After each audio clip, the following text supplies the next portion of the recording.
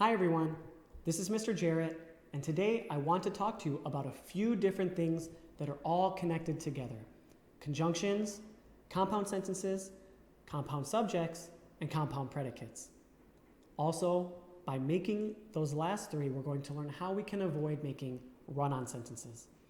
Now these are a lot of terms, but we're going to build up little by little so that you can try and remember them and so that you can know how to utilize them. So let's begin right away with conjunctions. Now there are several conjunctions, but I want to focus mainly on four of them right now. They are and, but, or, and so.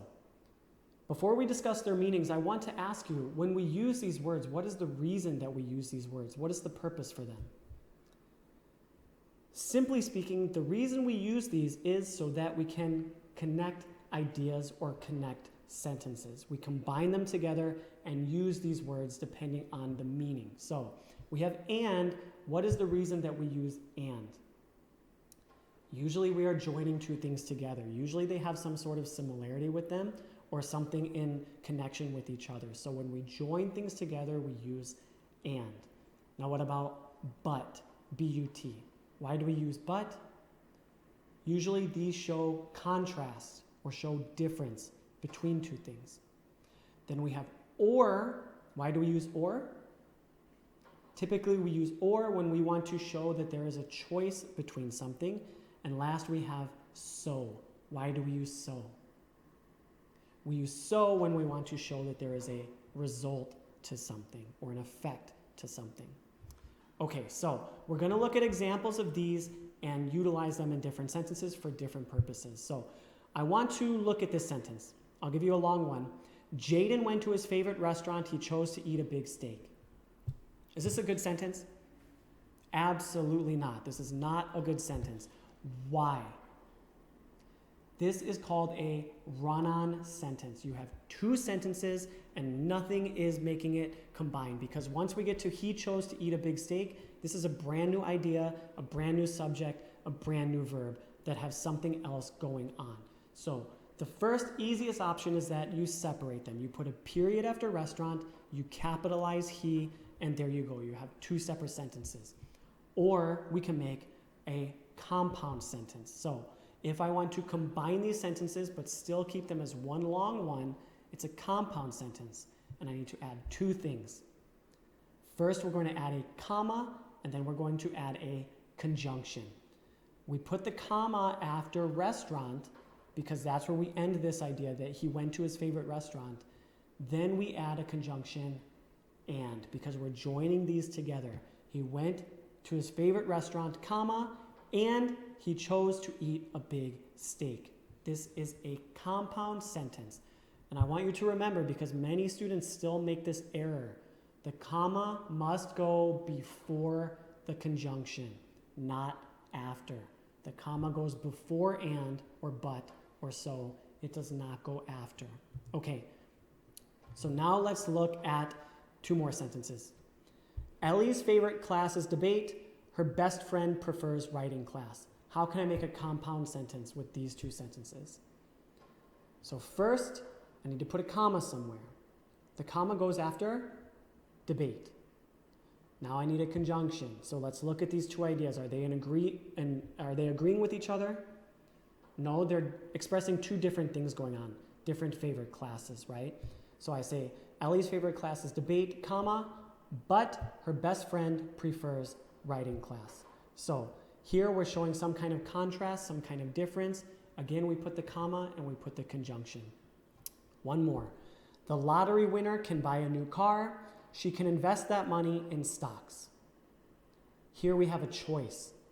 They have a choice of what to do with the money that they won from the lottery. So I can put a comma and a conjunction. Where do I put the comma? I put it after car, and then I need to put or. The lottery winner can buy a new car, comma, or she can invest that money in stocks. She's given the choice here. Okay, those are compound sentences. We just took two sentences, two different ideas, and we put them together with a comma and conjunction. But let's look at a case like this. Lily loves to play outside. Jenny loves to play outside. Okay. Actually, I think there's an easier way to combine these. because something is really similar here. What is similar? In both sentences, the predicate is the exact same. Loves to play outside. So I can put these together and make one easier sentence, but I need to combine the subjects in that sentence. So I can say Lily and Jenny love to play outside. Notice that loves becomes love because now I have a plural subject. Lily and Jenny love to play outside. This is called a compound subject. So I have two different nouns, two different subjects that are doing the action, and they are joined with a conjunction. This is called a compound subject. So let's look at this. The cat chased the mouse, the cat caught it. Now here's different. Here what's similar? The subject is similar. It is the cat. The cat is doing two different things. We can combine these together and make a compound predicate here. So we can say the cat chased the mouse and caught it. Done. Simple. Now in your writing, which one do you think we prefer? Do you think we want you to write two sentences that have the exact same subject? No. It's better that we can have something where we say the cat chased the mouse and caught it. That is more natural. That is a better sentence when you include the compound predicate. So keep that in mind. Now, the reason we can do those is because they share the same predicate or the same subject. That's why we can make compound subjects or compound predicates. Remember, if I have this, the cat chased the mouse got away. Can I make a compound subject or a compound predicate from this? I can't. They don't share a subject, they don't share a predicate. Yes, it's about the same scenario or the same situation, but the only thing I can do here is make a compound sentence. The cat chased the mouse, comma, but the mouse got away. This is just one compound sentence, and that needs a comma. The compound subjects or the compound predicates, you don't need a comma. Compound sentence, you need a comma because you have two different things that are going on. So let's review. Again, what are conjunctions? Conjunctions are words that combine sentences or combine ideas. The four that we discussed are and, but, or, and so.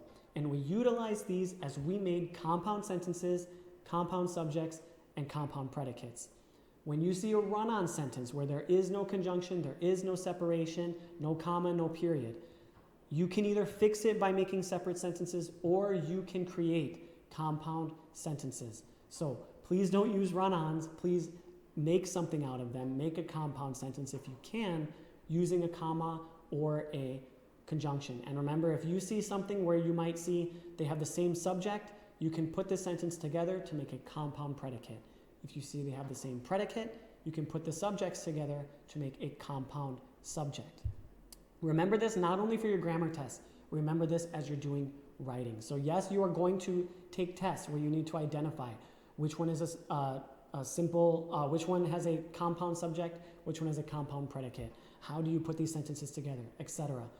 Yes, please try to do well on your tests, and when you do writing and you actually have to create the language on your own, try to utilize these as much as you can. It is more natural and it is just better writing. Okay, keep practicing at home. I know it's a lot of information, but it requires a lot of practice to get used to and to identify it. I know that you can do it. Thank you. Have a wonderful day. Bye-bye.